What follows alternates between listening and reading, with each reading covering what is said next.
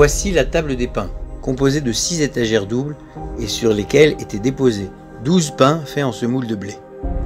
Fabriquée en bois d'acacia et recouverte d'or pur, la table symbolisait l'aspect matériel et nutritif de l'homme. Quelle était la recette de ce pain? Ces pains étaient-ils une offrande pour Dieu? Qui les consommait? Source de bénédiction universelle, le pain était exposé au temple en permanence pour assurer la bénédiction aux 12 tribus et au monde entier. Les représentants du peuple, les prêtres, qui étaient de garde durant 2 semaines par an, se partageaient les 12 pains entre eux, fréquemment chaque Shabbat. Sitôt enlevés de ces étagères, les pains étaient immédiatement remplacés par une nouvelle fournée, qui devait rester à leur tour 7 jours sur la table. Pour préparer un pain sans levain, nous nous sommes rendus dans l'usine de Matzot Yehuda à Jérusalem. Alors Michael, tu es le responsable de l'usine Matzot Yehuda. Y a-t-il un savoir-faire pour pouvoir faire ces pains azim? Alors bien sûr, Dan, il y a un savoir-faire pour ces pains azim, même si c'est du pain azim qui est industriel. Il y a une façon de pétrir la pâte, il y a une façon de laminer la pâte, il y a une façon de couper la pâte. Déjà, il ne fallait pas casser le pain. Déjà, vous voyez que la matzah ici, elle est très fine, mais au temple, la matzah, elle n'était pas fine comme ça. La matzah, elle était de 1 tefah au temple, 1 point comme ça. Alors comment est-ce qu'aujourd'hui on serait capable de faire de la matzah d'une hauteur de 1 point qui n'est pas chametz? Je ne sais pas. Alors peut-être qu'on va aller chercher un responsable et un expert en la matière. Allons-y, il va peut-être nous éclairer. À l'époque du deuxième temple, c'est la famille Garmo qui détenait le savoir-faire pour concocter un si bon pain. L'endroit au temple réservé à cet usage s'appelait la chambre des fabricants du pain.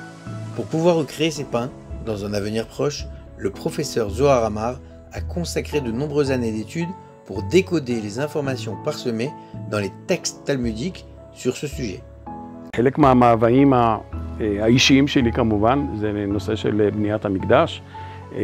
אני סבור שכל אחד צריך לייחל לו, להגביר את תודעת המקדש. כמו שהרמב"ם אומר, לא צריך לחכות לאליהו הנביא. יש שאלה, האם לחם הפנים היה כולו עבה כטפח או רק הקרנות? זאת מחלוקת בקרב הפוסקים.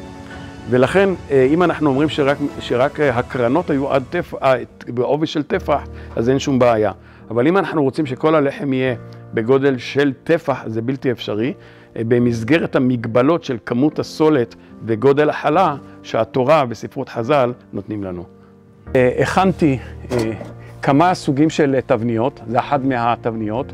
בואו נראה כיצד היא פועלת. זה הגודל של החלה במציאות.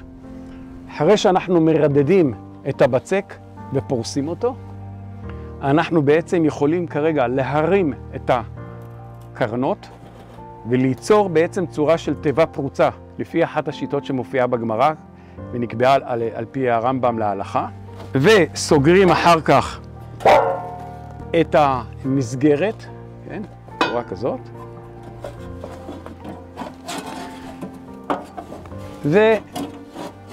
לאחר האפייה אנחנו יכולים לשחרר שוב את המסגרת ואנחנו מקבלים את לחם הפנים.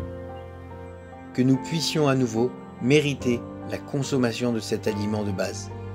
Puissions retrouver la bénédiction matérielle universelle tant attendue dans le monde et œuvrer pour la reconstruction du temple de Jérusalem qui apporterait tant de satiété à l'humanité.